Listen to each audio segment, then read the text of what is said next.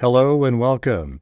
This is Grant Hughes of Grant Hughes Investigates on YouTube. This channel evaluates all aspects of true crime. As you are aware, videos and live streams in this genre often discuss elements of crime that may be disturbing to some viewers. If necessary, take the precautions needed to avoid these feelings. Factual information related to cases is the key to fostering rational true crime discussions. Fortunately, you will find that here. Please hit the like button only once, share the video, and subscribe if you like my content. Thank you very much for watching.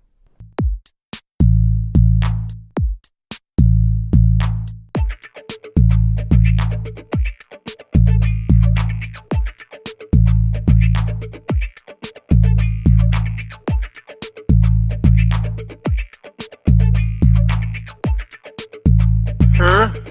It's a house!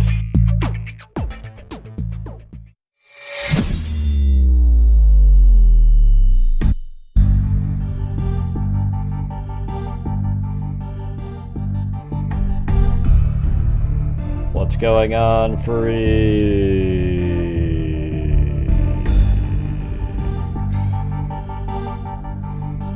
All right.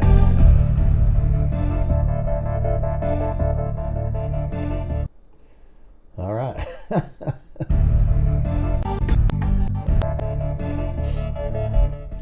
Yeah, it's a crazy day out there. We had the shooting in New York. It's all been resolved. I do have the, we can go over, after we go over this, maybe we can go, I have the press conference and all that. I mean, it's just weird how there seems to be these cases in the last couple of years where these people drive a long distance and then they just sort of do something crazy. Even that Tesla, remember when the Tesla was, the guy burned himself inside the Tesla, blew it up, that one, and then that guy that went to New Orleans, he came from somewhere. It just kind of goes on and on and on. They all seem like, it's like there's this connection. I don't know. Who the hell knows? But it's just kind of weird. Alright. But anyways, there's this crazy... I don't know who this guy is. The shooter in Arkansas. It's over at Devil's Den Trail. Happened on Saturday, where these two... this married couple, they seem to be normal, have two kids. It appears, though, that probably the father has a child from a different marriage at some point. So whether that's connected to what happened in some way, we don't know, but that's one of those things you kind of look for, things that are just the anomaly part. Yeah, so it might not have anything to do with anything. It's just that there's this, both the kids are like 7 and 8 years old or something, and then there's this other daughter. It seems like it's his. It's much older than they are. Maybe 5 or 6 years old or something like that, or even more than that, I would think. So, hey, thanks, Jessica Schubach. Yes, you guys, this is just like any other day. All right. So let's take a look at this. We'll start off with the police here. I like their report on their website. It's the Washington County Sheriff's Office Post. And it says, per ASP Troop L, anyone with images of the suspect or information about the suspect or his whereabouts should call ASP, probably ASAP, I would think. Troop L and give a phone number at 479-751-6663. Then select extension 2 to reach their dispatch center. Please note from ASP. Or maybe that's Arkansas State Police. Maybe, never mind. It's not ASAP. I thought it meant call ASAP Troop L. But it's actually Arkansas State Police. So, there you go. I got that wrong. Please note from Arkansas State Police, anyone with images of the suspect, information about the suspect or his whereabouts should contact them. This is all from today. And then the 27th, it said a couple who was killed at Devil's Den State Park on Saturday, July 26th, was hiking with their 2 daughters when they were attacked. The girls, who are, I guess they're 7 and 9, not 7 and 8, were not injured and are safe with family members. The victims have been identified as Clinton David Brink, 43, and Kristen Amanda Brink, 41, who recently moved to Prairie Grove from another state. And I think it might be South Dakota. It says at about 2:40 p.m., Arkansas State Police was notified of a double homicide at the park located in Washington County. Mr. and Mrs. Brink were found dead on the walking trail. ASP's Criminal Investigation Division, CID, is handling the suspected homicide. Investigators are asking those who visited the park on Saturday to check cell phone photos and videos or GoPro camera footage for images of the suspect.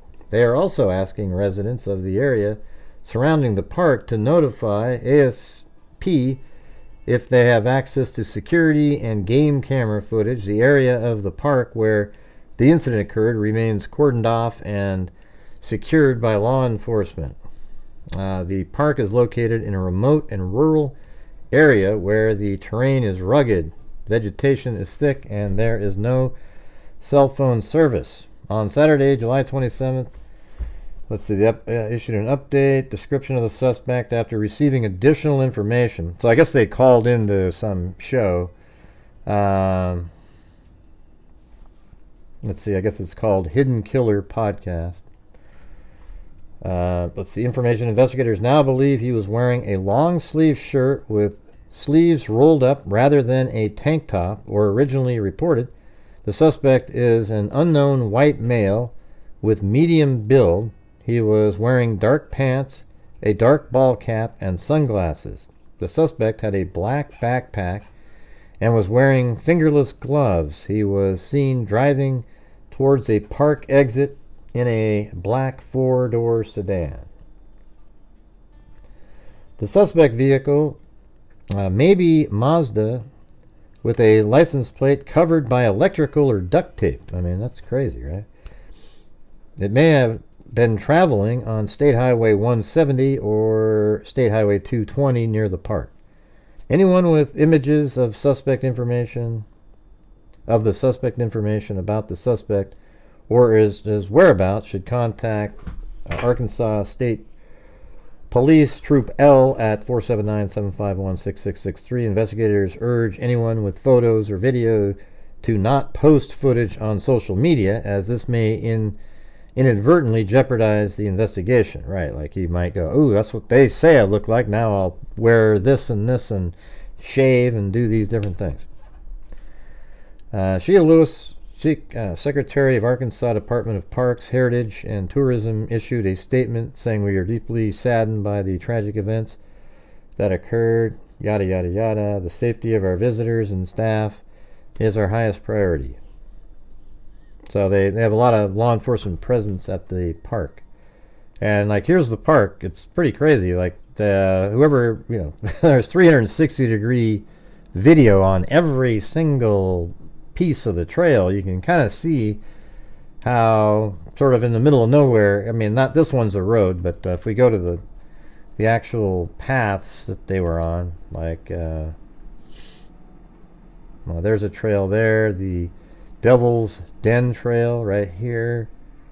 So, here it is. Like, there's 360-degree little dots, too, that people just film. So, like, these are, these kind of cool rock formations out there. And, like, it looks like this on the trail.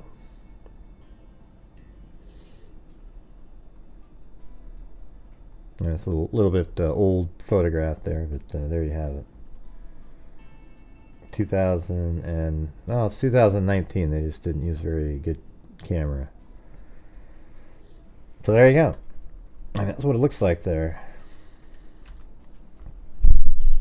But hey, as you guys are watching the show, if you want to help support the Grant Hughes Investigates YouTube channel, we're coming up on the end of the month. We've got today, tomorrow, and the next day, and then we have the final day of the month, July 31st, where if you guys show up here, you'll see we've already given out $1,000 this month from income generated through super chats and ad revenue and channel memberships and super thanks and whatever the hell, all the revenue that comes in. I give a large portion of the income to true crime related charities each and every single month, and have so for the last 60 something months in a row.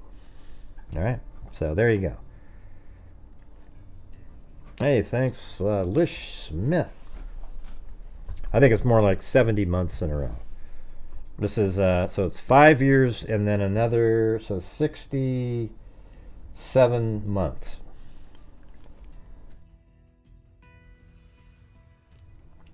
Pretty crazy, right? All right, so back on that other post, there's let's listen to the audio that was on. I'm not going to play the guy's video, but I think the audio is important. So this is the Hidden Killer podcast. Us here exclusively. Pots. See, we finished that one and then went on to Devil's Den and my fiance here, and their dog, my sister's dog, who is a good size. They said that he was just talking about how he went on a walk with 4 family members and a dog. The guy kept talking about the dog a lot. It's a golden doodle Mm-hmm. as well. So the 5 of us, I guess, left Fayetteville probably around 9. Got to the park 9:30 or so, and we hiked a couple trails. I think we did the Yellow Rock Trail first, Mm-hmm. and we finished that one and then went on to Devil's Den Trail right after that, pretty much. We parked at the little parking area closer to the river, not where the visitor center is necessarily. Okay. All right. Went up there. Yeah, very hot. We were drinking water all day long. Yeah. I will say that the main thing that probably stuck out, or the reason why we even think that we came across this guy, is because everyone else essentially was in pairs or families, really, for the most part. And as we're walking, everybody. Oops. Hold on.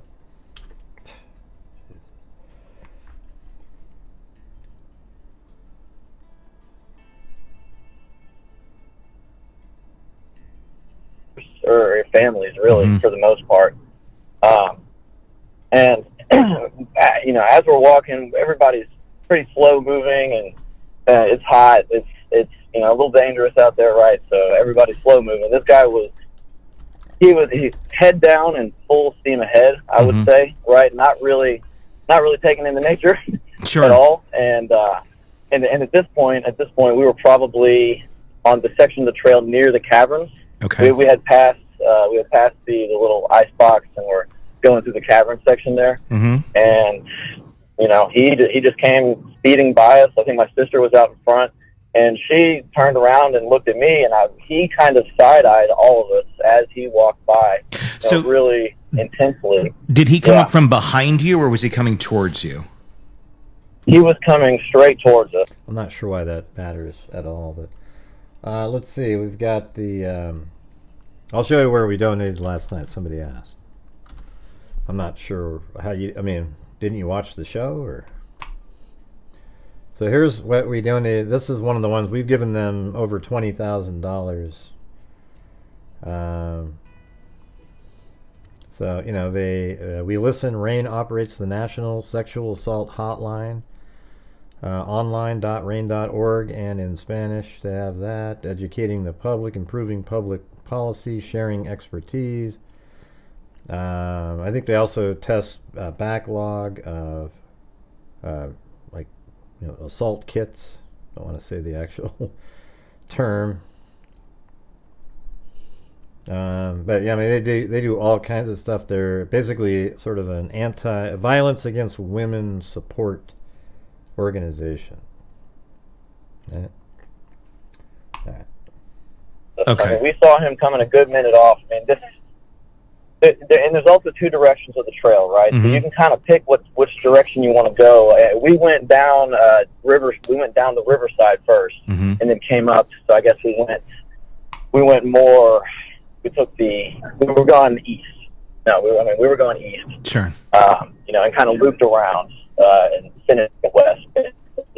So he was walking straight towards us at that point, and again, just really caught us off guard. Yeah. He was by himself, moving quickly. Maybe And the thing that, I mean, we all noticed that he side-eyed us, and my sister turned around and looked at me, and I was already making a face and turning around to look at him, just kind of naturally, like, what was that? Yeah. Reaction. Like, that was odd. We both had that reaction. Was it an inquisitive look? Like, did he slow down when he got near you, or was he still kind of, just giving you a look as he seemingly, would you say it felt like he was on a mission, like he had a place he was going to? Yes, kind of. It was. He definitely looked us up and down. Like he gave us a good side eye. He looked at all of us. I mean, I know his eyes were blue, or kind of right, kind of blue, sea green tint. Mm-hmm. He had stubble on his face, short brown blonde stubble, short blonde hair, maybe like 2 inches long or so. Mm-hmm. And had a hat on and that. But I mean, it was the look. It was the look on his face. It was the way he was walking. And then when I turned around to look at him, I noticed that he had a backpack that. I've been sports all my life, all different types. This was not a backpack or like a sports bag that I would have recognized any particular type of sport. It was overly large as well for what you would carry while you're camping or hiking for that matter. What did he need that for then? It wasn't right. It was kind of black mesh. Mm-hmm. I mean, what would he need? A large, huge backpack, a large mesh backpack. I mean, what was he going to do with that?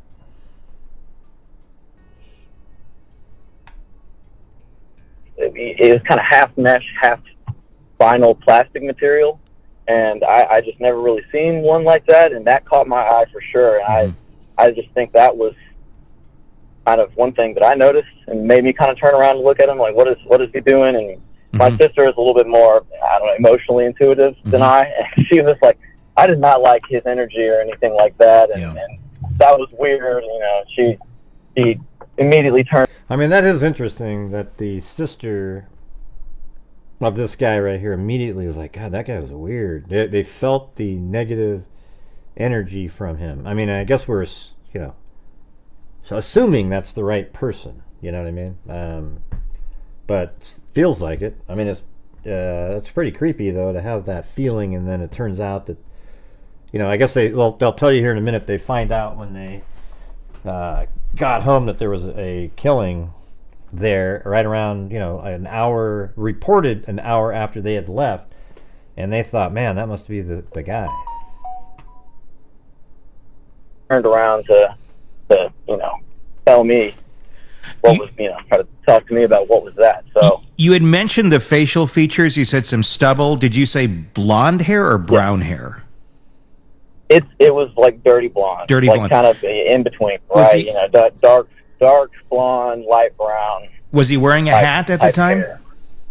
He was wearing a hat. I would say that it was a dark hat, probably baseball cap style. I think I recall seeing one of those. It was like a leather patch on the front of it. I think it was something. I mean, nobody knows that that's the same guy that went to his car, and I mean, did somebody?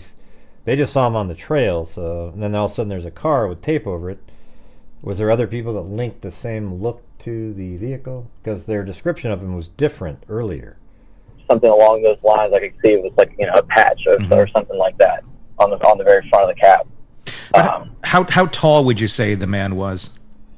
He was around my height, maybe a little shorter. So I mean, there's things that are kind of, like they did just move to the area, like Zozo said. They moved to the area for the mother of one of the victims, and the Clinton looks like appears to have a daughter that was from a different mother. Because he, the children that he and his wife had are like 7 and 9, and then there seems to be this other daughter that's older. So is there a connection with the timing that he just got there? Because that seems, what are the odds of that? That you move to an area and then literally 12 days after you move there. I mean, we hear these kind of things, but it's kind of like low odds, So there's that. Did somebody know he was going there? Is there a connection? Because now there's whenever there's like a situation like that, that's a thing that you look at. Okay, so you've got this other parent somewhere. Is this a guy related to that person? Is it this, it that? I mean, those are things that you think about. I have no idea or clue if it has anything to do with anything, but is this a targeted attack, or is it just some random serial killer just running around? I mean, that's what it would be. If it's not targeted, then that's exactly what it would be. Just some guy killing people.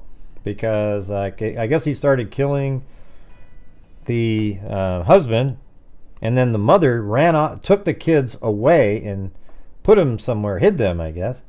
And then she went running back to help the husband and got killed, and with a knife, both of them. So this is it's pretty crazy.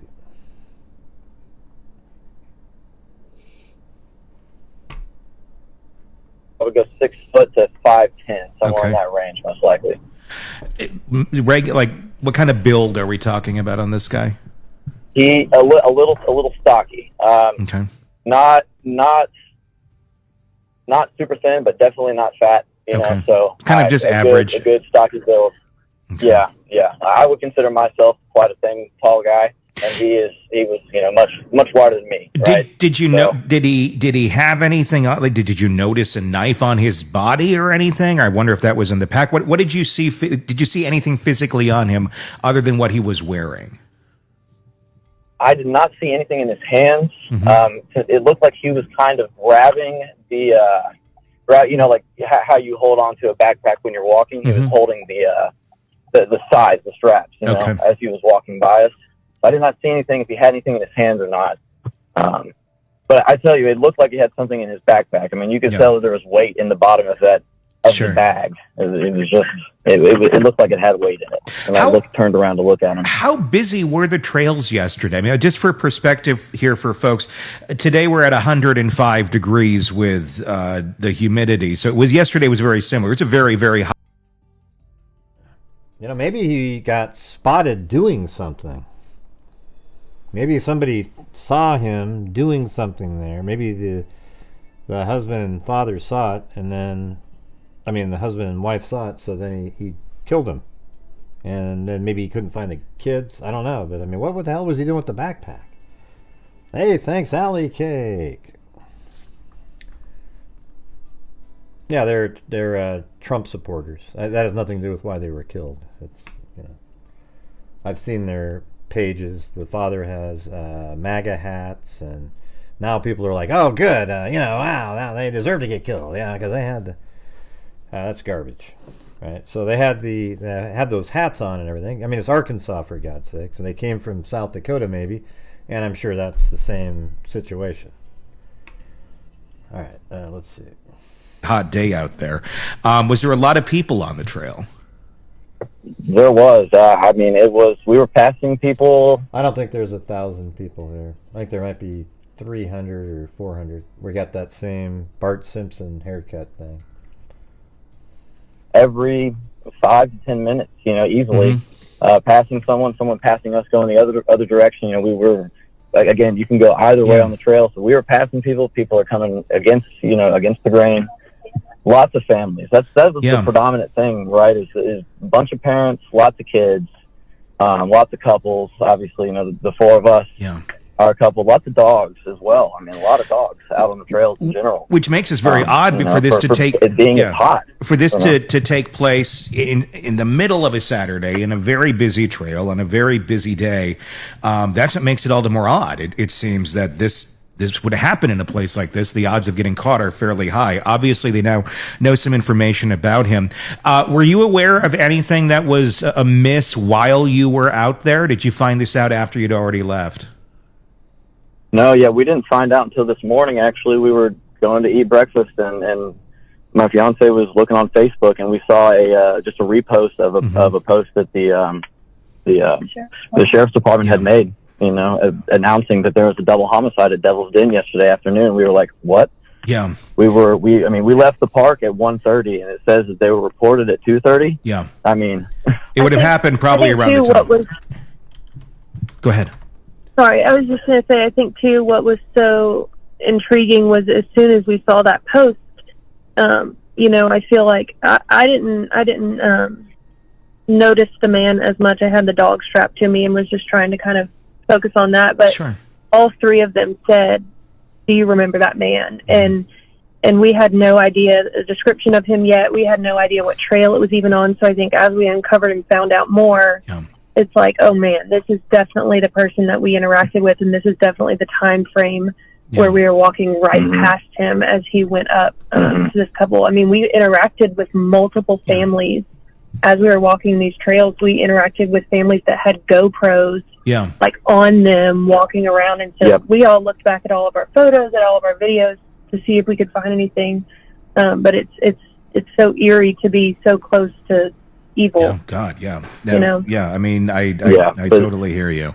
The next day, I'm sure you were very close to something very, very dark. My gosh, I mean, that's quite a thing to wake up to find out that sort of information the next day. Of all the people you saw on the trail when you heard that news this morning, when you saw that post, was that the first person that came to your mind versus all of the other folks that you saw on the trail that day? By far, the first and only. I mean, it's like I said, every other person that I saw that we saw together had a family. They said hello to us. And everyone was talkative. Sure. I mean, it was a beautiful Saturday. It was hot, but a beautiful day. Yeah. And everyone was very, very, very pleasant, right? And this guy was 100% not pleasant. Yeah. Very, very single-minded. And gave us, I mean, really a death stare. I mean, really. Yeah. Did not turn his head, side-eyed us, death stared us down, and kept moving, right? Yeah. It was very out of place. Yeah, that's odd when that sort of thing happens. I know you had mentioned that, or your fiance had mentioned that she was trying to get in contact with the police to share what you just shared with me. Have you gotten through? Because honestly, we've been trying to get through today ourselves as well, and it just rings and hangs up eventually with the state police. Right. I mean, that was our very first thought was, man, we need to call them, and it's the number that is posted on the sheriff's department post. We've called several times, tried several different departments throughout the day too. We called first thing this morning, and we just called right before we got on the phone with you. I don't know if they're overwhelmed or not. 479-751-6663. I find the 666 ironic, being Devil's Den and this being a double homicide. But I'm imagining they're overwhelmed right now. I'm wondering why they're. I was actually just walking around Prairie Grove earlier this afternoon, which is where the couple now lives. They moved in from another state recently, and I was just asking around. Yeah, so I don't know what their address is because it's too new to look it up, but Prairie Grove is really close. I mean, here's the place, and Prairie Grove is over there. Now, there's probably roads you can cut across or whatever. But as a crow flies, it is, let's see, 14 miles. So probably 20-mile drive or something like that to get there. But this is where they came from, and then it seems like they're from South Dakota. I mean, both of them had this address in South Dakota over here. When I first got here, it looked like, I think if you go back just a couple years, there's like nothing there. Let's see. Yeah, I guess their house has been there a while, but like 2011, there's nothing there at all. 2013, nothing there. 2015, where they lived, is there. So, this is where they came from at some point in this, looks like an apartment complex. And then they moved all the way to Arkansas. So from right there to here, which is 800-mile drive.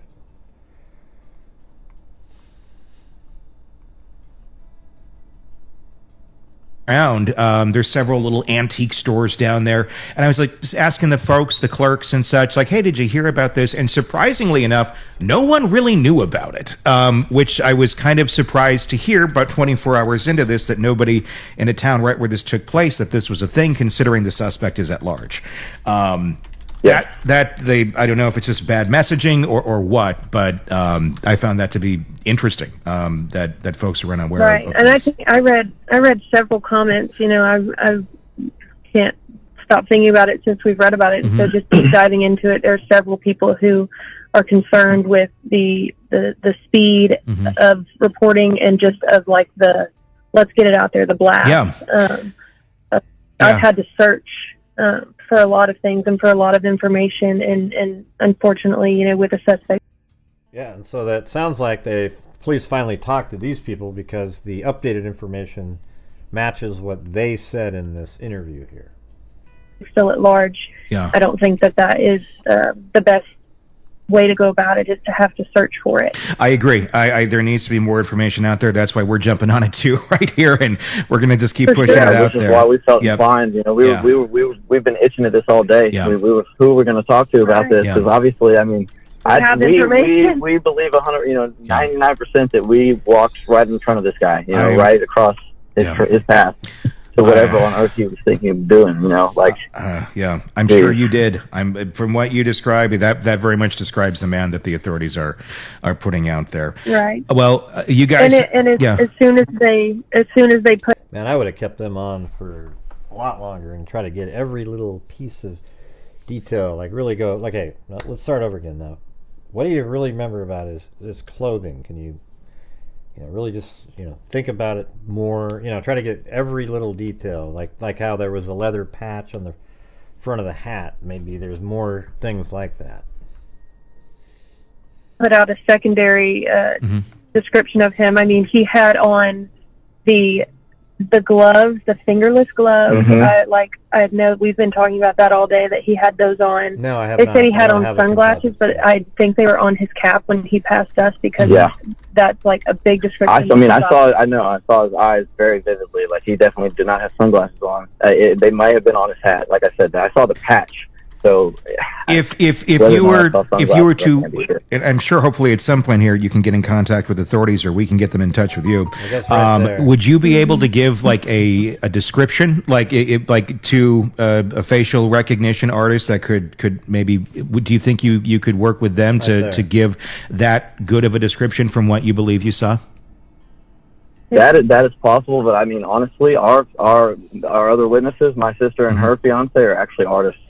They were literally talking about drawing his face up already. Okay. I think I'm going to tell them to go ahead and go through with that. And, one of us. And whatever because they're fantastic artists. So whatever needs to be done with that, we're 100% willing to send to whoever. Can you please? But I think that they can come up with a very accurate rendition. Could you send that to me when you get that through Facebook, or could you have your fiance do that? Because I'd love to see that once that gets through, and we can maybe even push it. Yeah, I know. I'm intrigued. I mean, one of us. At the end of the day, one of us could absolutely, or piece it all together to give a good facial description of him. Okay. Well, great. Absolutely. We all saw him, and we all had the same reaction. All three of us that really paid attention. I mean, she was walking the dog and not really focused on him. So now it's time to find him, and with the information you have, hopefully you can play a role in that. Please do send that to me. If I get in touch with any authorities, I will pass your. Okay. Well, there you go. That's it for that. And then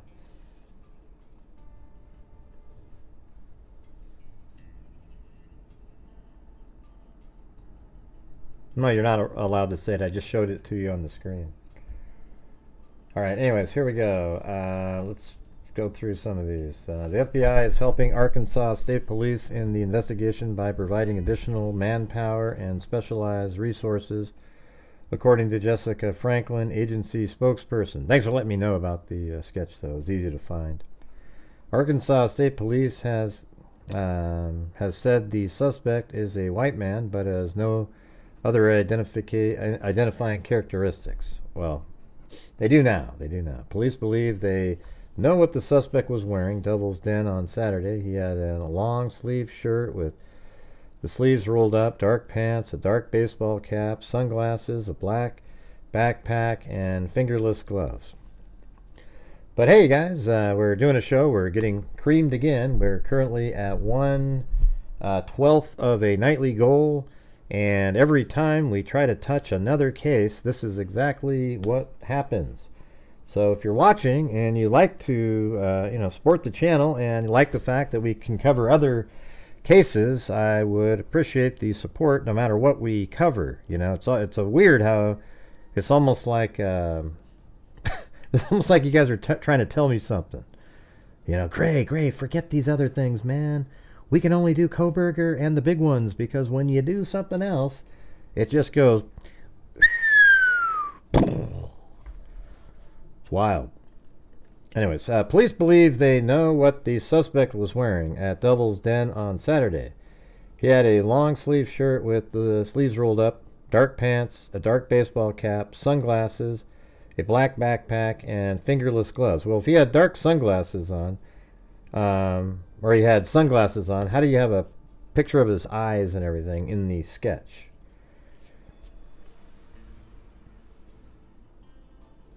They believe he was seen driving towards a park exit in a black 4-door sedan.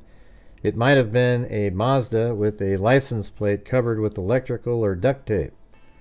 From the exit, the vehicle could have traveled on State Highway 170 or State Highway 220. On Sunday morning, Arkansas State Police said its criminal investigation department had completed its work at the park. The Brink's family members provided a statement to ABC News, and we're still at the same condition currently, 1/12. Anyone that says the family is asking for privacy during this very difficult time as they grieve and learn how to navigate this new reality. They ask that if anyone has information at all that will help in the investigation, to please contact the proper authorities immediately. Clinton and Kristen died heroes protecting their little girls, and they deserve justice. Yeah, I mean, what if the girls were the targets and they were hidden so well you couldn't find them?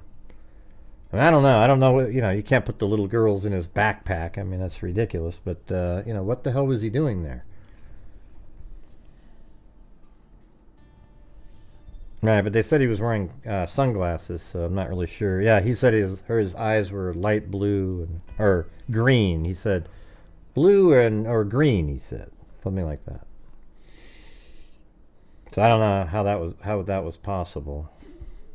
Hey, thanks, Karen Messenger. All right, somebody heard what I was saying. Thank you. We got 5 channel memberships gifted. Welcome to Debbie, Katie, Indy, B, Jamie, Ann, and D981. These YouTube names are ridiculous. Okay.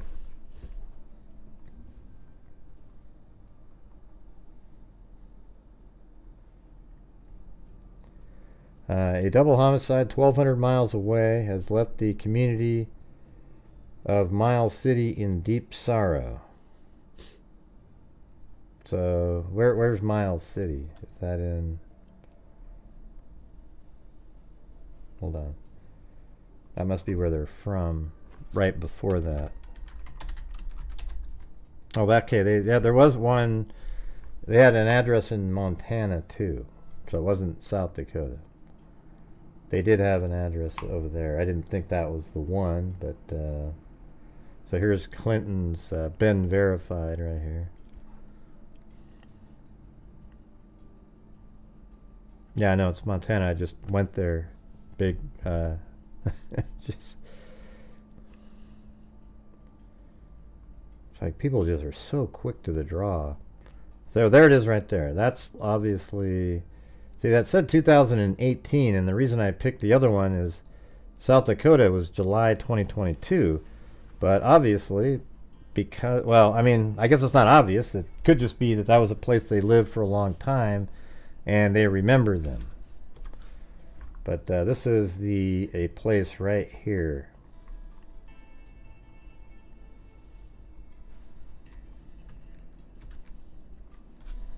Miles City. There we go. So they live there. I don't know if they still live there right before they moved, or did they live in South Dakota for a while? Kind of all seems like in a direct line, basically. Now they're 7 and 9 is their ages.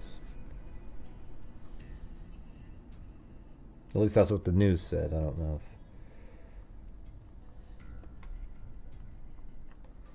if... the daughters were not hurt during the attack and are with family. According to Arkansas State Police, the family had recently moved from Miles City, so I guess they were right there. I'm so thankful that the little girls are okay as far as not getting hurt. According to Arkansas State Police, as of Sunday, the suspect, an unknown white male, is still at large. We are using all available resources to apprehend the suspect and bring him to justice. The tragedy has Miles City in a somber mood, and residents are grappling with the sudden loss. Everybody's still in shock. It's just like nothing that happened around here. Let's see, Heimbach knew the Brinks for a few years while they lived in Miles City. We went to church together here in town, and she was part of our worship team that I was on. She was, so that's, you know, if there is a link to some sort of family or something, you might think maybe in that town or something. I mean, where does the, I mean, I don't know. It's just one of those things. The only, if it's a targeted attack, then it might be something related to, I mean, I don't know if he has custody of that older daughter or how that worked. You know, nobody knows anything. I mean, they probably have, if it's just a random killing, this is going to be incredibly difficult to solve. I mean, this guy could just go somewhere and blend in and nobody's going to know anything. I mean, he sounds like just sort of just a normal looking person. You know, like a stereotypical human or something, you know. Well, he had brown hair and he's 5'10", and he's got, you know, there's nothing that stood out. Like, he takes that hat off, puts a pair of reading glasses on, nobody knows who the hell, and shaves, forget it, right? You know, takes the baseball hat off that had the leather on it. That's gone now. That's probably why law enforcement, you know, would rather have you call them first. Hey, thanks, Sandy Shirley. Because as soon as he reads their report out there, oh, okay, scruffy look, okay, shave that. Don't ever wear that baseball hat again. In fact, don't even wear a hat because they don't know what your hair looks like underneath the hat. And then wear a pair of reading glasses and, you know, ditch the car somewhere. Now, if they find the car, then they can get DNA and it'll lead right to them. Hey, no problem, Faith NU64, but we got to make it worth covering these when we do the show because we try to reach goals on a nightly basis, and we have our end of the month coming up. So, I mean, yesterday was a great night, but that's one of those ones you need to make up for the crappy ones. You can't follow it up with another crappy one. Then it's like you're using that one to make up for that one. If you know what I'm saying. It's just we need to have a roll going in. And when we were about halfway through the month, I thought maybe my channel could donate $1,000 because but then the last, not even, it was 3/4 of the way through the month, and then the last, maybe 20 days in, right, and then the last 10 days, the channel's recovered with some really good days, And I'm looking at, we'd probably be able to do 3,000 or more. We've already done 1,000. So, hoping to have a good end to the month here. We got today, tomorrow, the next day, and then we have the 31st. But make sure to show up on that one. Hey, look at that. Michelle H. just gifted a membership. Let's see. And the thing is I like covering these kind of cases. But if you want to survive as a channel, you got to do what everybody wants to watch, unfortunately. That's just how it is nowadays, and I've explained why numerous times. There's so many freaking YouTubers now doing true crime, and whenever there's a big case, they all jump on that, and they suck the oxygen out of the room for ever covering something else meaningful. As a matter of fact, you'll do a live stream on something, and there'll be like 100 people there because, yeah. I got to go over and watch this one.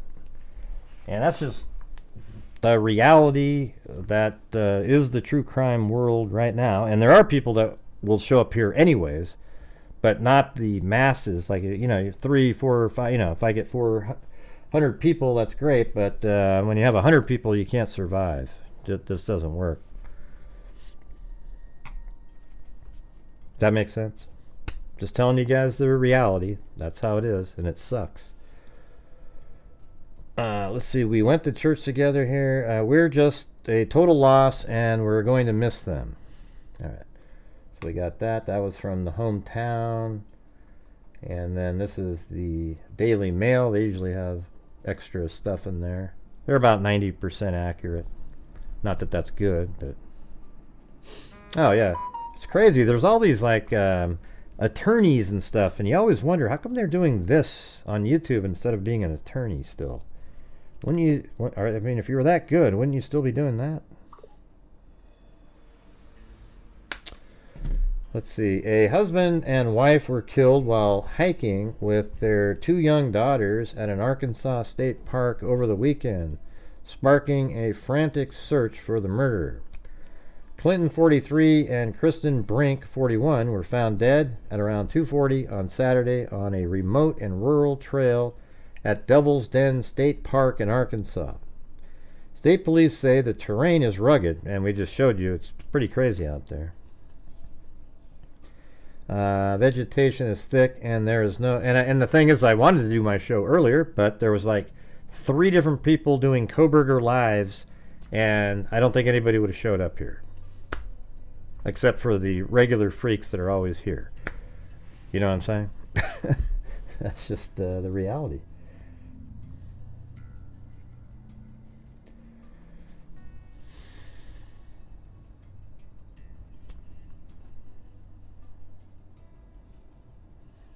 Yeah, see, it's 7 and 9, it says right here. Authorities have since ruled that their deaths constituted a double homicide, and their bodies will be sent to Arkansas State Crime Lab, where their cause and manner of death will be determined. The couple's 2 daughters, with whom they were hiking, ages 7 and 9, were uninjured and are now safe with family members. It is unclear why the couple may have been attacked, and as they headed... you would think the kids would know something. They're 7 and 9. That's not, 2. A 9-year-old is very capable, and I hope they're not doing the little... Well, we just really... we can't ask them any questions. They're just kind of... No, talk to them, man. Get somebody in there, a family, a friend, whatever it is, and get the information, because there's a killer walking around. But obviously, the kids saw something, because they were moved away from the incident. The couple's 2 daughters, with whom they were hiking, ages 7 and 9, were uninjured and now safe with family members.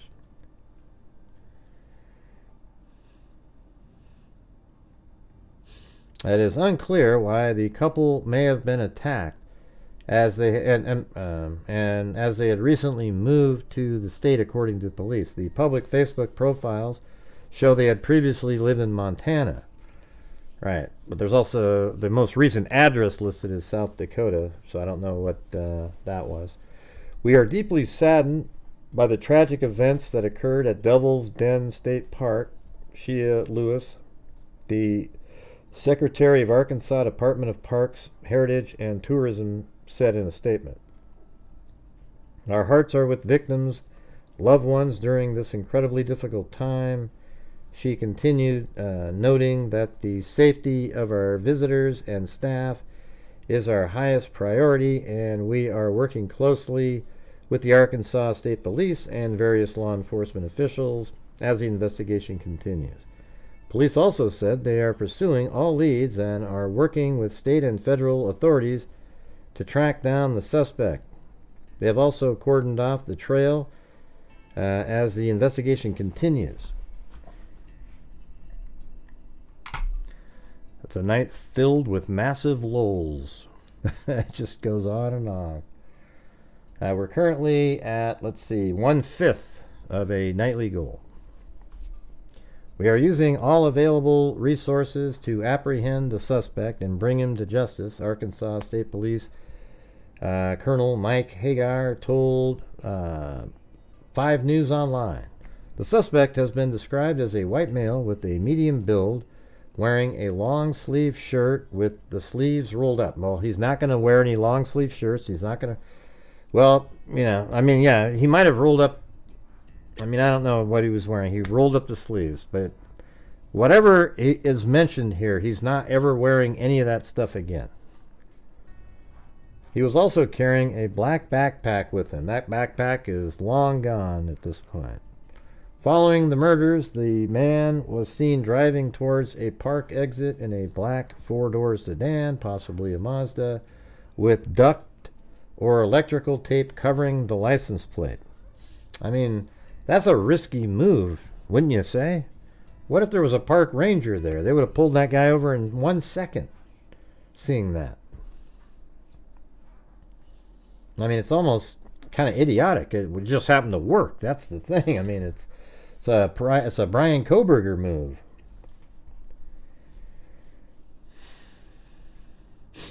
Good night, Sandy. As police continue to try to track down the suspect, they are now asking anyone who was at the park on Saturday to check any photos and videos they took for images of the suspect. Those photos should then be sent directly to the Arkansas State Police and should not be posted to social media, which authorities said could hinder the investigation. Why? Now it's like you've already described exactly what he was wearing, so wouldn't the image show exactly what he was wearing? I think it might help, because then you might see, ooh, that's what he looks like, so even if he changed something, you might see and notice him. Yeah, he might have even cut his finger, depending on how many times he stabbed these people. It's possible he could have, if it slid, the knife slid onto his fingers, it could have cut his own finger.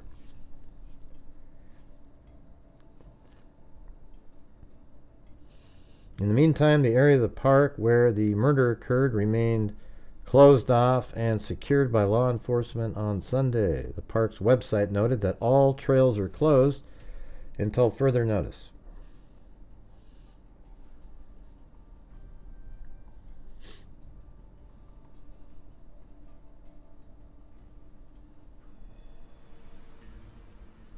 Law enforcement combs Devil's Den for clues in suspect double homicide. This one is from today. State, federal, and local law enforcement authorities continue to search Monday for a man they say killed 2 hikers at Devil's Den State Park. Well, they don't need to be looking at the park for him. He's not there. Clinton David Brink, 43, and Kristen Amanda Brink, 41, were found dead Saturday afternoon at Devil's Den State Park in Washington County. Their daughters, who are 7 and 9 years old, were not hurt and are being cared for by family members. Dispatch recordings indicate the couple's 2 children came to the park's visitor center, and told staff their parents had been assaulted on a trail and that one of the parents may have been stabbed.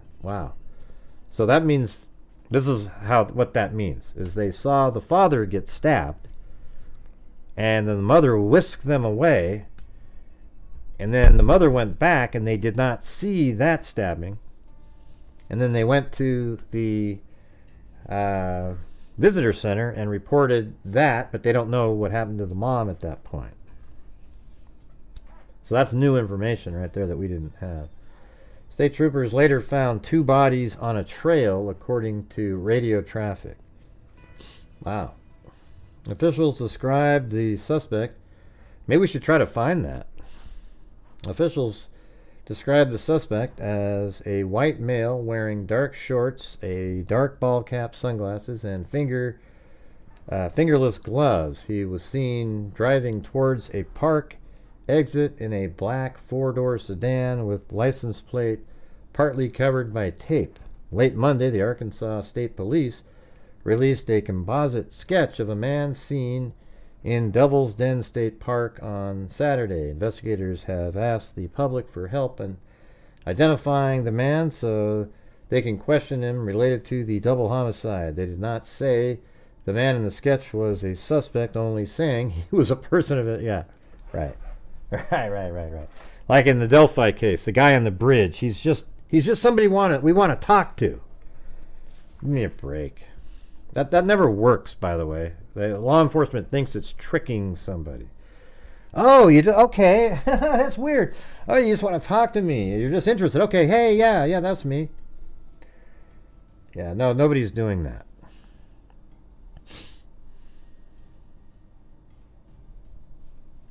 All right, you guys, what do I need to do? Dance a jig? Or I don't know how to do one. I've offered, but I mean, it's just it's so disappointing and depressing that other shows can't make it. Let's see, and I don't know what to tell you guys. I want to cover this one though, but I can't do like tomorrow. If I wanted to cover it, and the next day, it wouldn't work.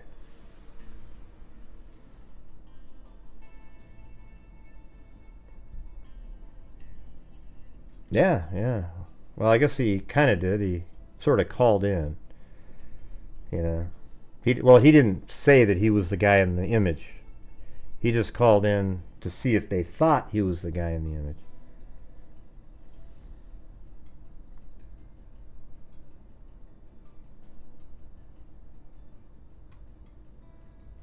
No, I don't really care if he interviewed the 911 operator. Not interested. Let's see. I'm more concerned about the channel on nights like this. Right now we're just like, ugh. I'm gonna go listen and try to go to Broadcastify.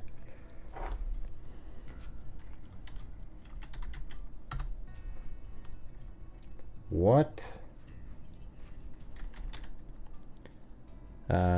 county is Devil's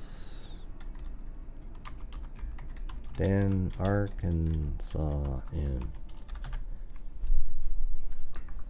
Oh, that's right. It's Washington County. Right? I already knew that. I'm not sure why I had to look that up. Let's see.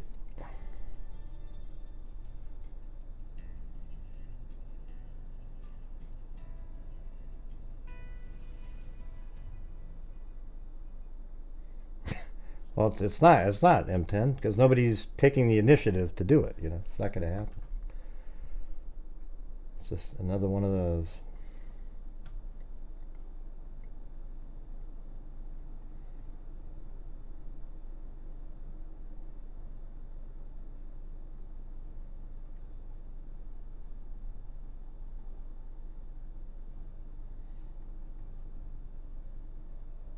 Washington County Rural Fire Department, Fayetteville Fire, Police, maybe it says Fayetteville Fire,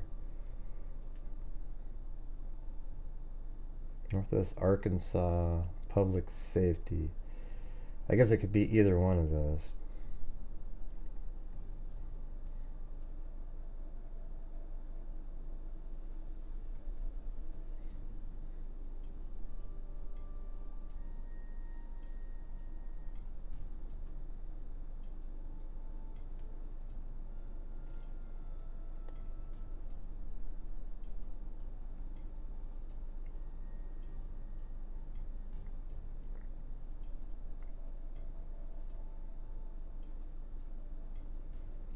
State Police, maybe that.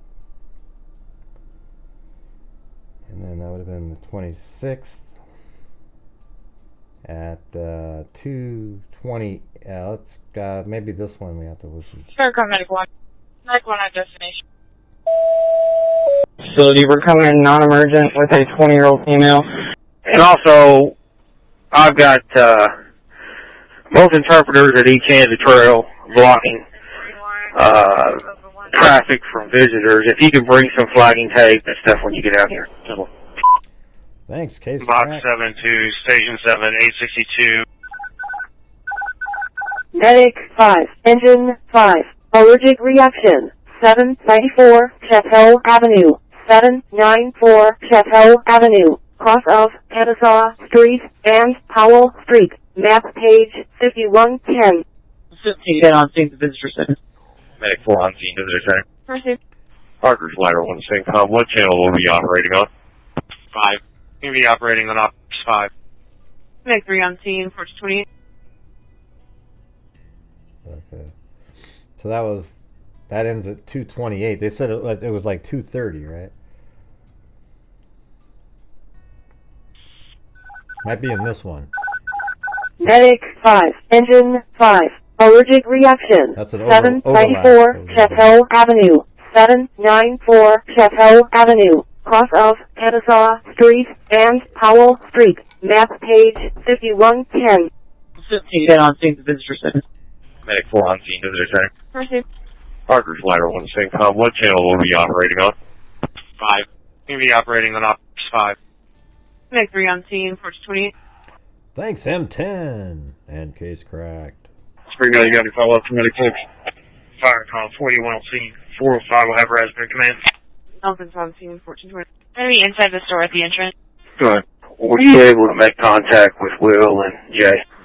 10-4, I just got off the phone with Will and now I'm on the phone with Steve. Well, I just told state police to go ahead and send their CID out. I guess that's what we need to do. Crime scene investigation. That's got to be it. Engine 5, Medic 5, allergies, 794 Chateau Avenue. 19-year-old female conscious and breathing, stung by a bee in her eye yesterday, and it's still swelling. She's not completely alert. It's a 2 Delta 1, 2 Delta 1. Medic 6 station contact. Medic 6 station. 41 fire call. You can cancel up his on scene. Falcon's not on scene. You can cancel traffic. Engine 5, Medic 5 on scene. Engine 5 command. Engine 5, Medic 5 on scene. Engine 5 command. County Syncom, Mercy Lifeline Puppy, lifting to... Seems like they've been removing the... You know how I remove all the silence? They've been doing that. MVA, Evoke area. County Syncom, Lifeline 5, you can cancel. Gavin Fishwall on fire column. You can show me on scene. Medic 6 from you. Medic 6. Medic 6 transporting 1 to Northwest. Medic 6 transporting 1 to Northwest. Medic 1. Medic 1, go ahead. Medic 1 transporting 1, 1054 code 2 for Washington Regional. Medic 1 transporting. An MVA and looking for LZ command. Yes, sir, you can go ahead and cancel. We haven't been able to call you quite yet, just due to other emergencies going on. We appreciate your help. No copy, or no problem. Copy that. Cancel. Will be returning. Medic 11 responding. 11 responding, 1440. Medic 5 Springdale. Medic 5. Medic 5 is transporting 1 patient to Northwest. Medic 5 transporting 1 to Northwest. Medic 11 copies mission room 102, combative sitting report. Medic 1. Medic 1, go ahead. Medic 1 at destination. Medic 1 destination, 1440. Essentially, a mess requested PDM fire at Encompass Health, 153 East Monty Baker Drive, room 102, Cross Street, Wembley Drive, Northwest Boulevard. Letter 4 stage for police, assistant to EMS. With a combative patient at Encompass Health, 153 East Monty Baker Drive, room 102, Cross Street, Wembley Drive, and Northwest Boulevard, time of 1442. 16, 1222. 1216 Devil's Den. Line 4 essentially the only. Well, he just said Devil's Den, so that guy is there. Provided that it was a male combative patient, centrally staging. We got a PD pulling up now. Medic 3 transporting 1, 1054 code 2 to Washington Regional. Medic 3 transporting 74 code 2, 1443. Fire call, show up from service. Falcons in service, 1443. Fire call, show medical 11 staged. I'm Monty Painter. Tank 11 stage, 1444. This is Northwest. Go ahead, Medic 5. This is Medic 5, currently inbound to your facility with a 19-year-old female. Chief complaint today is going to be breathing difficulties with anxiety. Patient was stung by a bee a couple days ago, being treated with antibiotics and oral steroids. Sudden respiratory distress today. Last vitals are 149 over 96, heart rate of 86, 100% on room air. Any questions or orders? No questions or orders. Medic 5 will give you room of 7 on arrival. Ladder 3, assistant for EMS, unknown medical, south of the intersection of Huntsville Road and South Stonebridge Road. Ladder 3, assistant for EMS, unknown medical, south of the intersection of Huntsville Road and South Stonebridge Road. Time out 1445 for CDC, you're seen to safe. 4 cop. Medic 11, Central Advisories, heard from Fayetteville FTC that the CNS are proceeding to the scene. Received. Ladder 3, up near the location. It's going to be closer to the Dead Horse Mountain Bridge and White Fork River. However, the beach is just north of this location on the west side of the road. Ladder 3, CDC is being advised to the agent. Medical on the wall. That's affirmative. Received. 32 Delta, man down, Goff Farm and Dead Horse Mountain on the side of the road. Operations, Ops 40, come up. Alright, I'm going to go try the other one. So there was that one. State. I think I just did that one. How about Northwest, Arkansas, Public Safety? Let's see.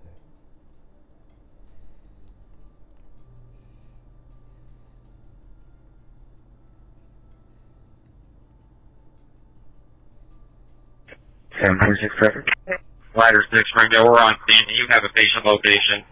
Copy, medic 1 en route. You en route to the 80-year-old female who's on her backyard.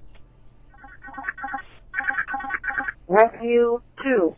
Respond to a motor vehicle accident with probable extrication at 124 North 62 Highway Avoca. 124 North US 62 Highway Avoca. Property South US 62 Highway regarding the case that we're Road, covering. West Rose Street, Mass Blevins Lane. Map page 3908. Respond on top group. Benton County Fire Dispatch, Zone 10, Channel M, Op 5, or Channel O, Op 7. Engine crossing. Would you re-add and get rid of that call publication needed? Pro 4, I'm on scene. 10-4. If I want to just be advised, letter my service, I want to be advised, then conference call back, advice station. Let's see. 232. Motor vehicle accident with probable extrication. Would you rid of that call publication needed? Pro 4, I'm on scene. 10-4. Motor vehicle accident with probable extrication at 124 North 62 Highway Avoca. They always overlap. 124 North US 62 Highway Avoca. Property Yeah, look at the South title of the US video. 62 Highway Russell Nice, Road, Shelley, it's right West there. Rose Street, Mass Blevins Lane. Map page 3908. Respond on top group. Benton County Fire Dispatch, Zone 10, Channel M, Op 5, or Channel O, Op 7. Engine crossing. Would you re-add and get rid of that call publication needed? Pro 4, I'm on scene. 10-4. If I want to just be advised, letter my service, I want to be advised, then conference call back, advice to cancel, they do not. I'm on scene. Confirm that's now time. 10-4. 10-4. 96 station contact. 96 station. 6797. 10-4. 160. 168. Good. Hello, we're supposed to be. Yeah, I'm sorry, we found your channel. Same time as you keep tonight. Arsenal 8470 North Mary. 8470 North Mary, 52 on a block 21, Toyota time. Yeah, I don't know if that's. Let's see this other one.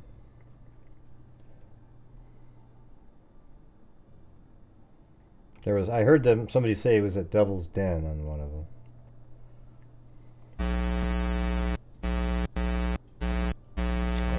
That doesn't sound good.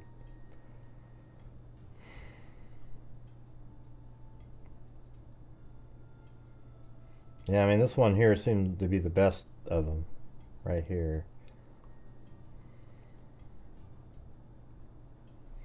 Maybe we can try, maybe it's, so what, how are the times on here? Are they like their local time? Oh, it says all archive times in the feeds, local broadcast time. America, Chicago. Huh, so what is that saying?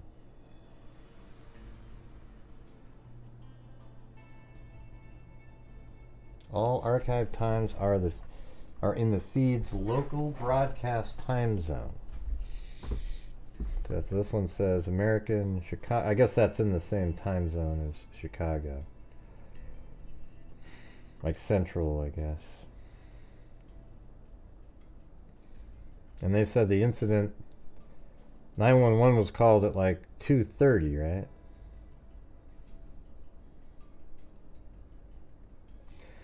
Alright, guys, we're doing a show here. Tonight we're not covering the Idaho 4, and I need you guys' support when you're watching the show. So if you have the ability to help support the channel, I would appreciate it. You know,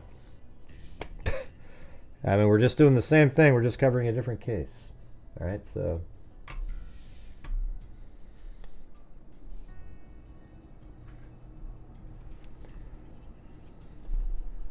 they were killed while walking along a trail in a remote, let's see, what time?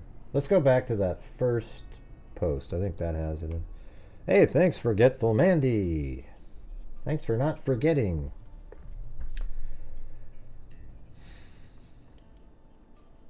Okay, here it says at about 2:40, that's when Arkansas State Police was notified. Okay, so Arkansas State Police.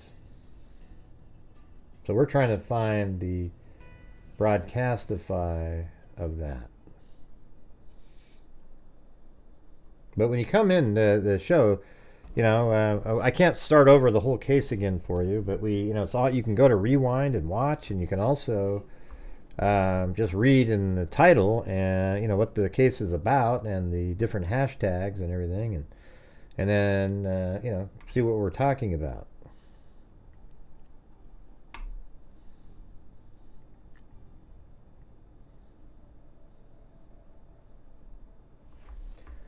Northwest Arkansas, state and local police. Okay, so that's state and local police. 26. And so this should be, they were called at 2:40. So how long do you think it took? I wouldn't be surprised if this 3 o'clock one.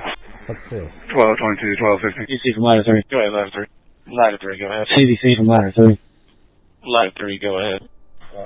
Did Central cancel on this call? In service, 53 refusal. 352 in service. 1458. We could have them continue to respond. That'd be great.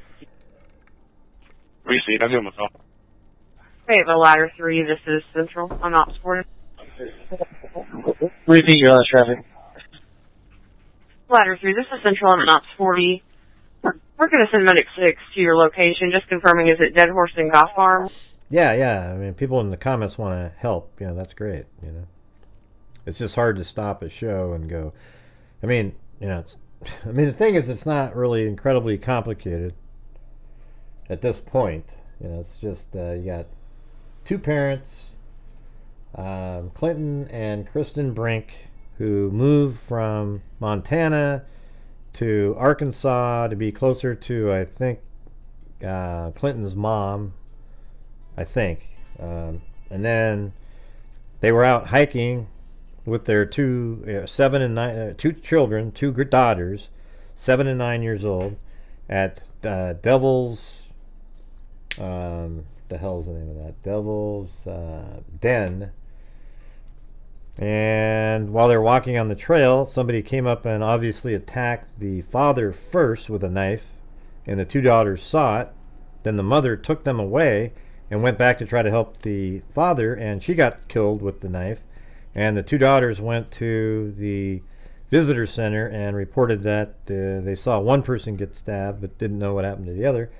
And the guy's out on the loose. He wore a black baseball cap, dark sunglasses, had a shirt on with the sleeves rolled up.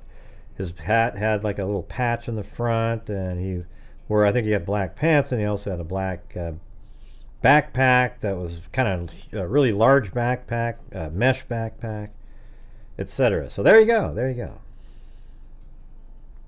No, it's okay. I probably should repeat myself from time to time, because that way, if people come in late, at least they know what the hell's going on. I mean, and plus it also ingrains it in your head better. You know what I mean?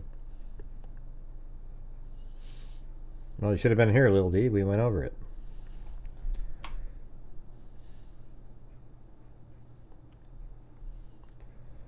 Hey, welcome, Kathleen Kanik. You've been here for a long time. Yeah, I've seen you before. Oogla Boogla Freak. Kanik. Remember we used to have that one guy, Kanik, that used to be on here? He also had the same last name. He was like something Kanik, the mechanic. I used to call him something Mechanic the Mechanic. Yeah.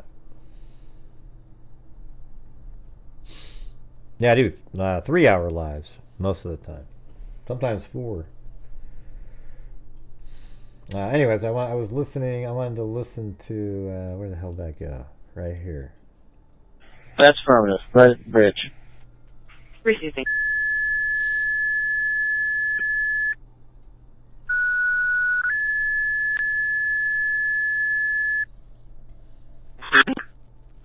Medic 6, 32 Delta.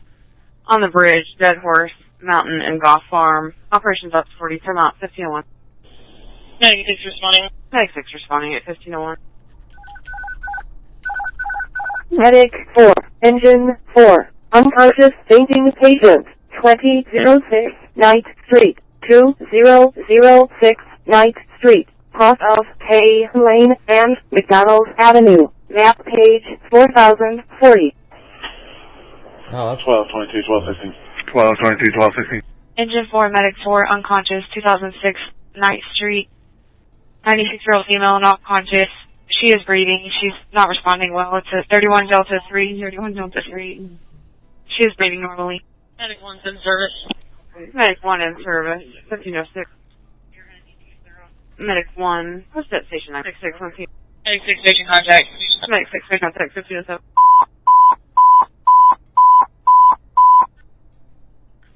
Engine 5, assist police, enter EMS, unknown medical, or possibly a mental patient at 270 South Stonebridge Road, Cross Street Swanman Road and Stonebridge Road. Engine 5, assist police, enter EMS, caller possibly mental. See, the 911 call came in at like 2:40, so how we don't know how long it took for the people to arrive on scene out on this trail somewhere. It could be 3 o'clock or something. Medical, 270 South Stonebridge Road, 3:30. Cross Street Swanman Road and Stonebridge Road, 1507.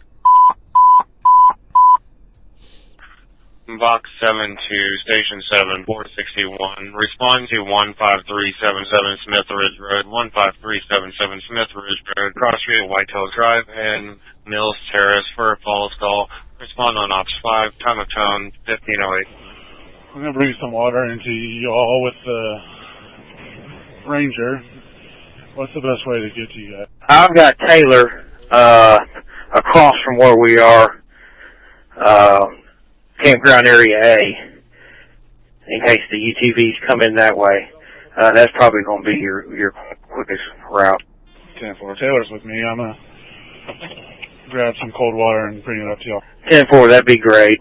And, but yeah,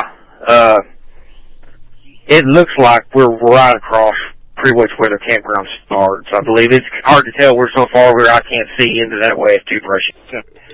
Water would be great. I've got one deputy and a trooper here with Temple. Medic 4, patient contact. Medic 4, patient contact. Medic 4 has patient contact. Medic 4, patient contact. 92 further. Medic 4. 9 10 traffic. 112, 112. Engine 5, copy.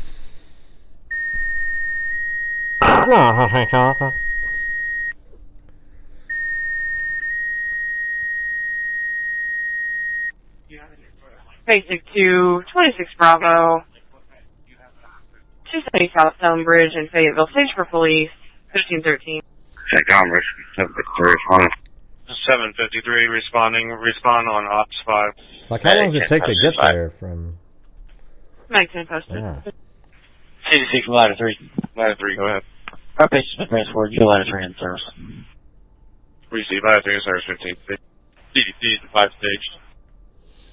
Yeah, that time of year is a good one there. Central Medic 11 and destination. Medic 11 destination 1516.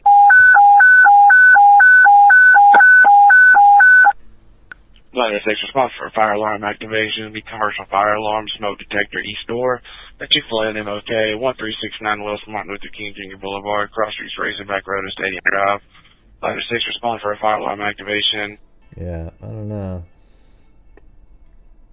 It's just hard to... Let me go back here.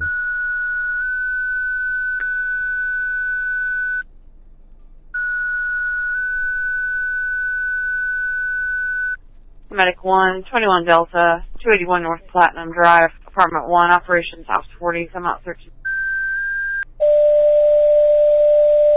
Medic 11, Farmington First Responders, 31 Charlie Lacey Capee, 330 South, Southlands, Operations Ops 44, come out 1330. Firecom Medic 1. Medic 1, go ahead. Medic 1 transporting 1053 to Washington. Hey, Firecom, you show Round Mountain and Utah in service. For police, assault, possible stab. Oh, gee, that was it. God damn it. Hold on. That was it. So it's an hour. This is an hour earlier than... So this is local time, but it's offset by time. So that's why I decided to go back and look. Did you hear that right at the end? I mean, I'm glad I heard that because I wouldn't have never heard it. Here we go. For police, assault, possible stabbing, Devilston State Park, Operations Ops 44, time out 1358. Like, I might back it up a little bit.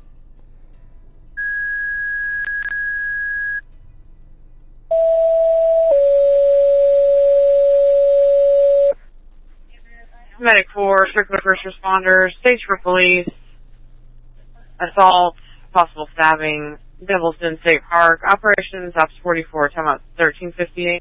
No, she sounds absolutely bored out of her mind.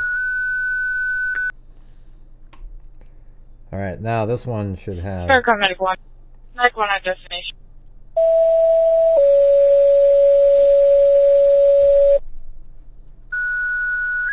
This is an hour earlier in the timing than they said. Yeah, good for you, Tammy. All right. Medic 4, Circular First Responders, Stage for police, assault, possible stabbing, Devilston State Park, Operations Ops 44. They always overlap the previous one. Firecom, Medic 9 is clear from Station 1. What do you advise? Medic 9, stay by. Firecom, did you call for Medic 4? That's affirmative. Can you sign in? Elkins come in, Firecom. You show Elkins back in service. Elkins in service. Medic 4's en route. Medic 4 responding. Operations are on Ops 44. Medic 4 on Ops 44. En route to stage.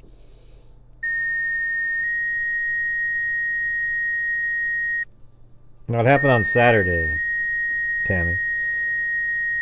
Basic to a 73 house location assist, 1753 East Zion, apartment 69, operations Ops 40, time out 1401. 62 is responding. You're responding at 1401. Firecom 1714. What's the location in the state park that we need to be responding to? Medic 4 and Strickler. Washington County received a call from the visitor center. 2 children are there. They advised that their parents were assaulted. One was possibly stabbed. The parents are missing. If you'll just stage back for police. Medic 11's at destination. So Medic 11 destination 14. That was it. 1717 responding. 1701 responding. Go ahead. Firecom, we're going to be in service. We do need to decon our truck Yeah, they went to the visitor station. and possibly get supplies. Receiving in service. Firecom, Strickler Car 1 responding. Strickler car 1 responding. Firecom, are we on 43? Negative. Ops 44. 1216, Devil's Den. Devil's Den. 1222, 1216. You at the VIC. Going to lower Devil's Den. We're all sweeping the trail, me and I've got a maintenance person with me.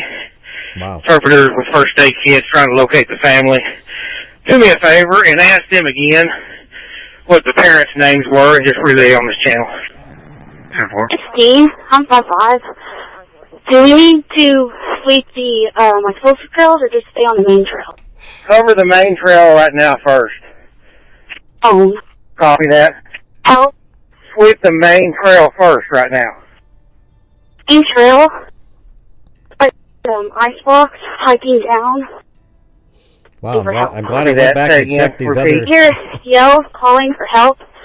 Yeah, see, this is 158, and the other one was... So that's right when the call came in, was around 158. I mean, not just on here it is. So this was an hour off on this thing. So I just said, yeah, let me check the previous hour. Who knows? But their wording that they say is that they use local time. So obviously that's not correct. But hey guys, can I interest anybody in supporting my channel tonight? We're currently only at a third of a nightly goal, and it would be great to get support when we're covering cases that aren't Brian Koberger. Alright, that'd be fantastic. So let's get started on that right now. 10, 20, 25, 30, 35, 40, 45, 50, 55, 60, 65, 70, 75, 80, You want to put 30, sir. 25, then you're out. 25, 30, 30, now Evil 5. can never be dead enough. Here we go. We're hiking down. I think they're... 10-4, we're hearing them too towards the end of the lower part of the Devil's Den Trail. 10-4. 1216, 1222. 10-4. 1216, 1222. This is going to be 16 creepy Devil's Den. when somebody finds him. Devil's Den 2, Washington County. Medic 1 in service. Medic 1 in service, 1413. Last unit on NWRMA 4. Repeat your traffic. 862 is on scene. 862 on scene, 1414.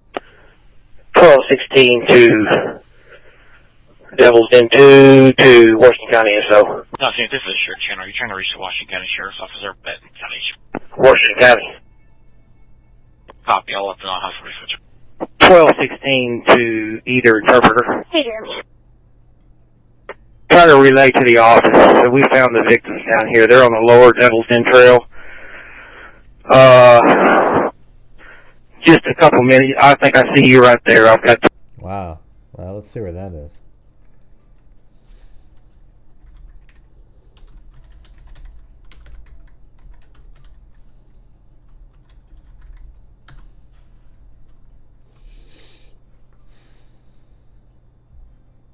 So this is Devil's Den Trail.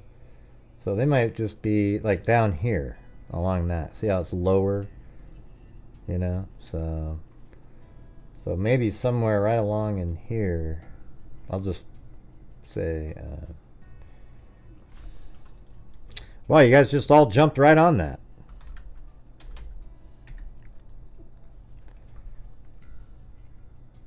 Now, I don't want anybody to donate if you're on. You can't afford it. I've already said that 100,000 times. But anyways, you guys. Alright, we're going to have to make this a short one tonight. Two bodies down here. 1216 to 1222. Last unit, I've notified Washington County Dispatch. Medic 4 State.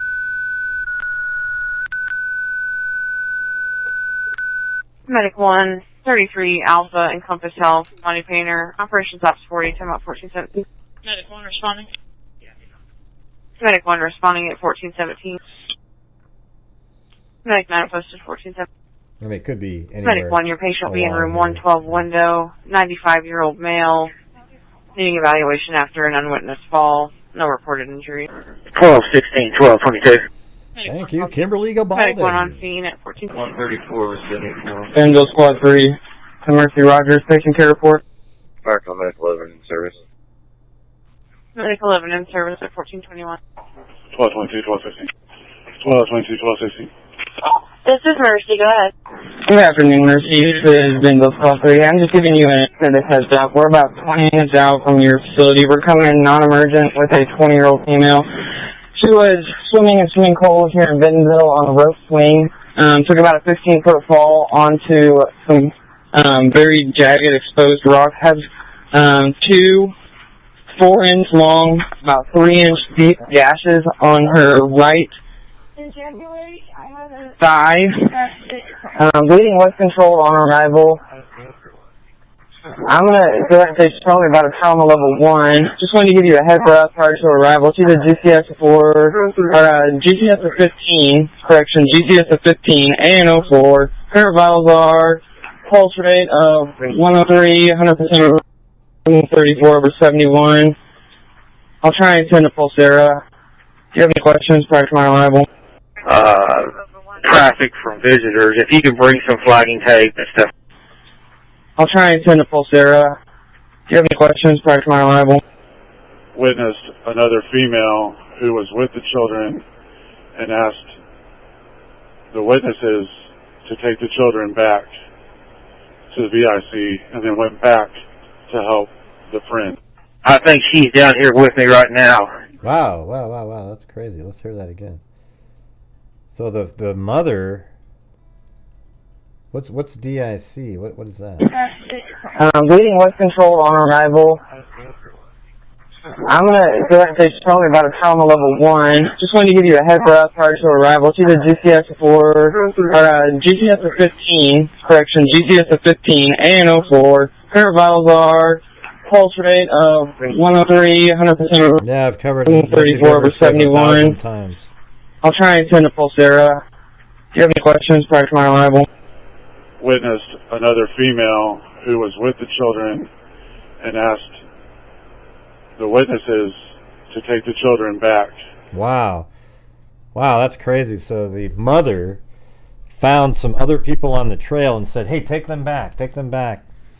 And then she went back up to try to help her husband. To the VIC and then went back to help the friend. I think she's down here with me right now. It's the husband. And the friend is here too. They're down here at the scene. If you will go ahead and confirm with Troop L that they are sending me down here. I'm not sure what they were just saying there. I think what happened there was the mother found some people and went, hey, take the kids to the thing, and then went back to help her husband. 10-4. That's the only thing that made sense out of that. And also, I've got both interpreters at each end of the trail blocking traffic from visitors. If you could bring some flagging tape and stuff when you get out here. Box 7 to Station 7, 862. Respond to the Evoca 1 stop at 124 North Highway 62, 124 North Highway 62 for an MVC. Respond on Ops 5, time of tone 1423. If you would go ahead and confirm with county and state police, I've notified both of them, but I want to be sure they know our existence. And 10-4. County's here with me right now. You go ahead. Medic 3 Elkins, first responders. 1 Charlie abdominal pain, 1055 Raspberry Street. Operations Ops 42, time out 1424. 1717, this is 1714. 1714, can you repeat your last traffic? 1717, what's your location? 1710, I'm coming around Sharp Curve right now. Copy. 1425. 41 responding, Raspberry. 41 responding at 1425. Medic 6, Ladder 6, 3900, Jennifer Harris. 4900, Jennifer Harris. Cross of Dead End and South 48th Street. Map page 6040. Refer to MDC for incident type. Vomiting. Medic 5, Engine 5, Allergic Reaction, 794 Chateau Avenue, 794 Chateau Avenue, cross of... Yeah, so I think we heard the part. State and local police, 26. That was at the 128, and then we had 158, and then it goes to 228. That's where we started listening. Wonder if they're talking about it later. Springdale, Paramedic 3 Northwest. Go ahead, Springdale. It's man down here, facility. I think they just probably went dark after that, but that was pretty crazy that it was all on there.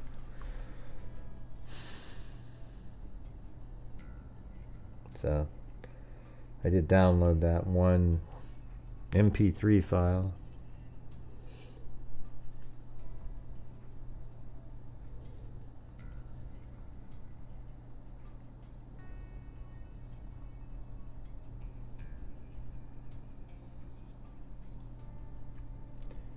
Here's their sketch now on their website.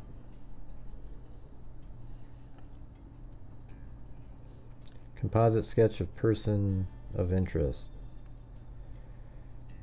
They've released a composite sketch of a man seen in Devil's Den State Park on Saturday, July 26th. Investigators have asked the public for help in identifying the man. Investigators said the suspect in the deaths likely sustained an injury, hey, that's what I said, while attacking the people. Well, did they find blood there? Because then they can do FGG or IGG really quick. The victims had been identified as Clinton David Brink, 43, and Kristen Amanda Brink, 41, who recently moved to Prairie Grove from another state. The couple was hiking with their 2 daughters when they were attacked. The girls, who are 7 and 9, were not injured and are safe with family members.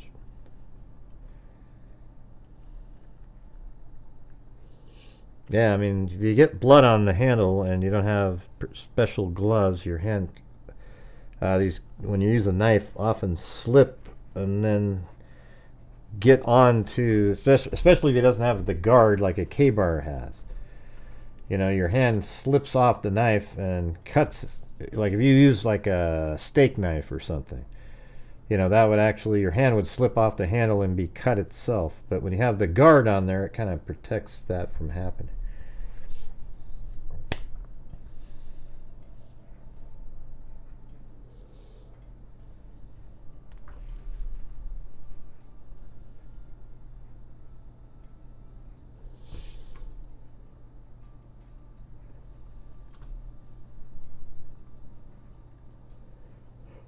We can listen to the MP3 again if you want.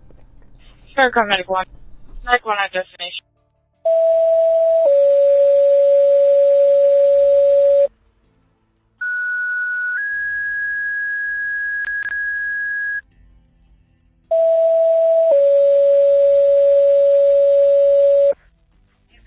Medic 4, strictly first responders, stage for police, assault, possible stabbing, Devil's Den State Park, operations, Ops 44, time out 1358.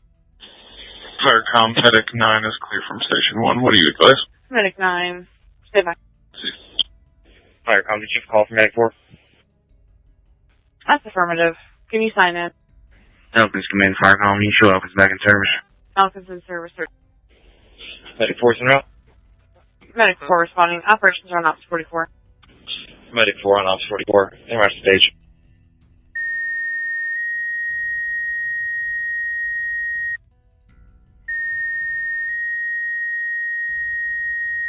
Basic to subject your house location is to 1753 East Zion, apartment 69, operations, Ops 40, time out 1401. Basic 2 is responding. You're responding at 1401. Firecom 1714. What's the location in the state park that we need to be responding to? Medic 4 and Strickler.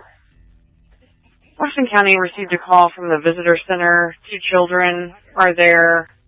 They advised that their parents were assaulted. One was possibly stabbed. The parents are missing. If you'll just stage back for police. Medic 11's at destination. Medic 11 destination 1402. 1717 responding. 1701 responding. Go ahead. Firecom, we're going to be in service. We do need to decon our truck and possibly get supplies. Received in service. Firecom, Strickler Car 1 responding. Strickler Car 1 responding. Firecom, are we on 43? No. Yeah, that's okay. All right, guys. I think I'm going to call it a night. I appreciate you being here. Hopefully to get some answers in this case. I've already played the audio. You can go back and listen to it. Yeah. I mean, this is one of those crazy cases. There's some random killer out there. Unfortunately, tonight we only made it to 1/3 of the goal tonight, and the experiment continues. Every single time I cover a case that isn't Koberger or one of the really popular ones, we get absolutely creamed on the show. So it's like, man, can I continue to ever do anything else other than the popular ones? Who knows? We even had 300 and something people watching, and we just couldn't get there. So, it's just people aren't interested in, when it's not a big case, they're just not as interested in supporting. And who knows why? It's really weird, but it just is the way it is. And I keep trying, I keep hoping, let me try tonight. Will tonight be different? And it's like, you know what? I must be insane, because the definition of insanity is trying something that doesn't work over and over again and hoping for a different result, and that's on me, I guess. So anyways, thanks everybody who did help support the channel tonight. I appreciate that, and everybody else for watching. I know a lot of people can't do it, but I know some can, and for some reason these types of cases don't motivate people for some reason. I don't know. So let's see. I gotta go work on something else for tomorrow, perhaps. So thank you to Jessica Schubach, Lish Smith, Michelle H, and then Forgetful Mandy became a member, and then Alley Cake 9753, Urban Moving System Ltd, new member, then Karen Messenger gifted 5, thank God, and then Michelle H gifted a membership. Then we had Case Cracked, and then M10, Forgetful Mandy, and it seems like there was another one in there that's not showing up on there. Kathleen Canick and Kimberly Gabaldon. But there was also, there was Forgetful Mandy, and there seemed like there was this, I don't know, maybe I'm just imagining something. Maybe my mind was hoping. But anyways, thanks everybody. See you guys later. Be safe out there.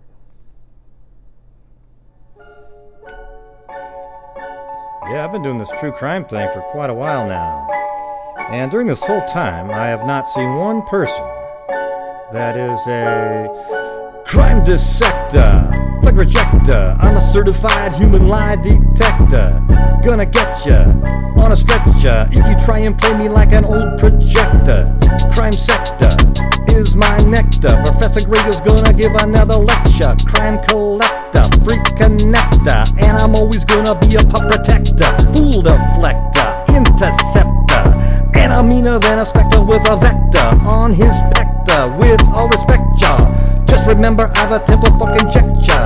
I have no agenda, I'm no pretender, and I'll serve it to you straight without the blender. And in the end, I'm gonna send ya on a mission to reveal the true offender. Yeah, so I'll just get right back to work. Alright, everybody? Talk to you later. Yeah, no, we had the attention. We had 300 and something people watching. They just weren't interested in, the normal, I don't know what it is. There's the enthusiasm for sporting isn't there on the other cases. There was people here watching.